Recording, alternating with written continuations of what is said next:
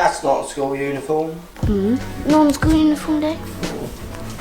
Morning, y'all. So day of editing today, trying to avoid the rain, got parcels being delivered, got loads of filming to do as well, but I literally don't think there'll be any light today. Yesterday's question, a lot of love going out there about the old match play, more of you wanting to see more of it, which is good. I agree, I think it's a great engaging format, and I kind of feel that it could appeal to more people because it non-school uniform day, because it's player on player and it's easier to understand who's winning and losing. Obviously in a full event you've got lots of players who could win on different holes, so it gets a bit confusing about, you know, for people who don't follow golf that much, who want to kind of dip in and see if they like it, you know, it's more intense, isn't it? So I think match play is a good move forward for all the tours, don't you, Orla? Yeah.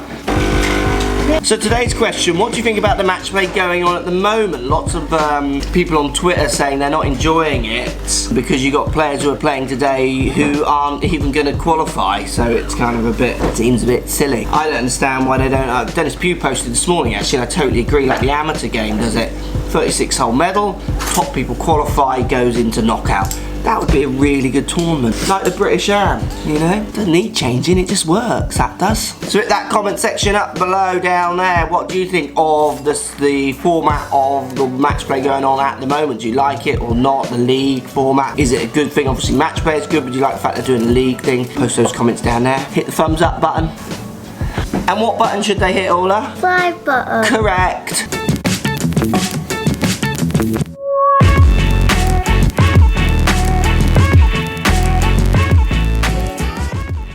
Right, we're going to pick today's winner of Practice Manual. We've got DJ Lally in the house, DJ Orla in the house, Instagram followers, Orla's choosing. When you're ready, Orla, go.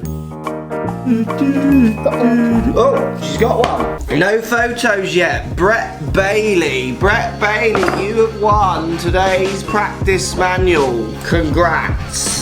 There we go, Brett, sending your message now, saying congrats, you have won today's Practice Manual. Right, school drop off. That's not school uniform. Oh, non-school uniform. So today's swing, we're going to build it around ideas of the right knee. So I'm just going to put this line on his right knee. Now first thing, his right knee is kicked out a little bit this way. Well, we'll see. I know Thomas Peters is at the top of his backswing here, but his right knee starts a little bit more kicked in. So that's one of the first things we're going to do. Now watch what happens to right knee now. If we take this player up to the top of the backswing, so Thomas Peters obviously on the left here. Thomas Peters at the top of his backswing. Now watch what happens to that right knee, that farther behind knee, trail knee.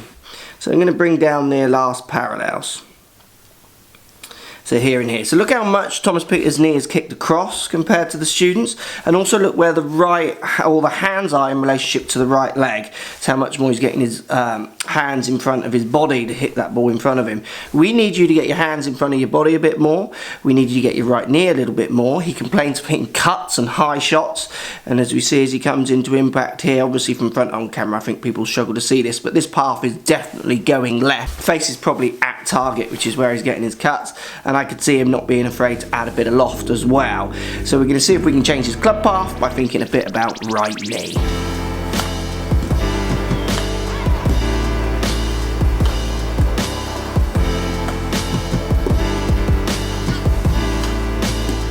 Right, first idea needs to be around setup. So let's get you started with the right knee inside of the right instep. So if I drop this club down from my right hip inside my right foot, my right knee's inside, but yours would be bowed outside of this. When you go top of your backswing, if you can keep that right knee inside the instep, it's fine. It can straighten, we just don't want it bowing out. This is going to be a great way for you to learn to initiate the downswing more with this shift across, certainly with your lower half. And then the simple drill I want you to do, you've seen it a million times, but it's often been done, one key fact which is kind of been misunderstood by so many for so long. So it's your standard kind of pump drill on the downswing, if you like. So I want you to start the downswing with this right knee kicking towards left, but at the same time as you do that, I want you to try and get your hands to catch up with that right knee. So you can see my hands now are in line with my right knee. But here's the money shot.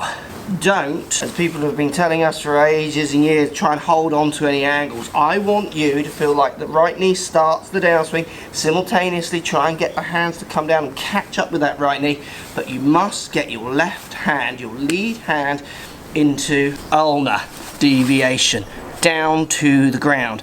Don't hold on to any radial, hand up, lag, those kind of things.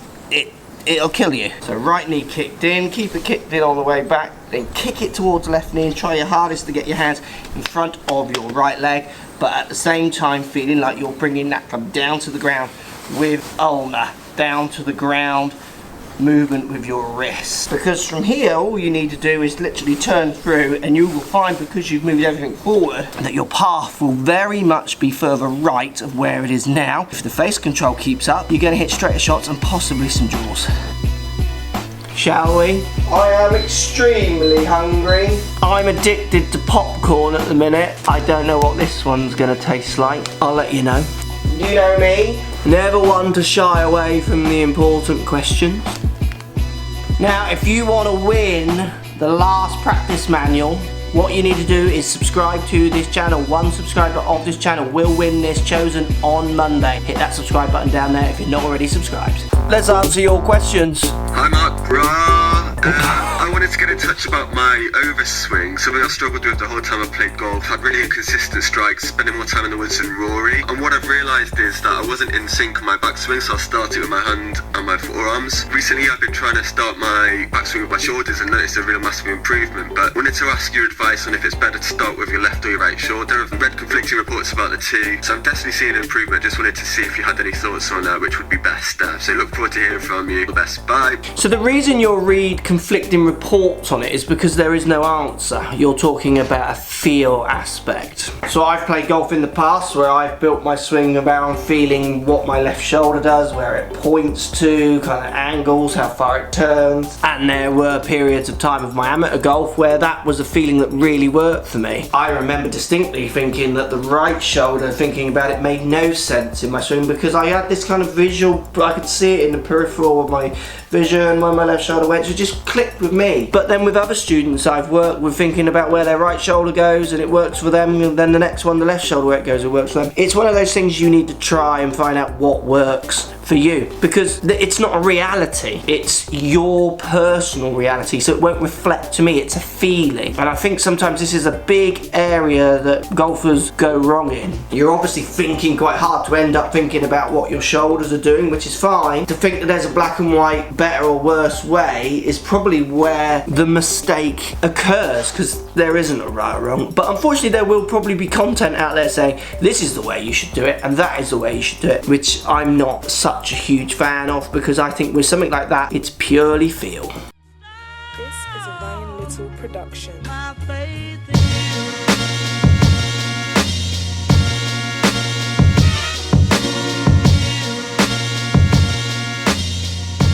So the next idea you can do indoors or at the range. Let's pretend I'm hitting balls this way. I've got a club here on the floor pointing where I want the ball to kind of go, a straight line. Now I want you to set up to an imaginary ball this way. It's a normal grip and your new stance. Now what I want you to do is simply turn and get your feet parallel to this club on the ground like you're going to hit one back out in front of you. Now from here, just kick the right knee towards the left knee. You could just open your shoulders up a little bit, but feel like you keep that club back. Now this club and your lead wrist is set in ulnar, because it has to be to get the club on the floor. This is a great way to feel how this will influence the path as long as you shift across. Because what I'm going to do from here is literally just turn my body and spin that club out over this bottom club, and you'll see the path is more from your side, and it'll start to make sense why this is bad and this is good. When you start getting down near last parallel, you need to be setting that club into ulnar to be able to turn it through to the target. That with your lower body kicking across and your arms coming out in front of you, as long as you're in that ulnar, you'll be fine to hit the ball. You can hit it on the way up, and you'll be much better controlling the path, which I think with your face control might help you hit a few better and straighter shots. That was very nice. There we go, thank you for watching Friday night. is fajitas night. Have a great weekend, everyone. Let me know in those comments where you're playing. Where are you playing this weekend? Post a comment down below. Remember to thumbs up the video while you're down there. Also hit the subscribe button. And also let me know about the current match play that's going on. What do you think of that format with the slight, as people are calling it, fake match play? Also, all the UK mums, have a fantastic Sunday. It's Mother's Day here on Sunday, so I'm looking forward to that. See you all on Monday. Oh my word.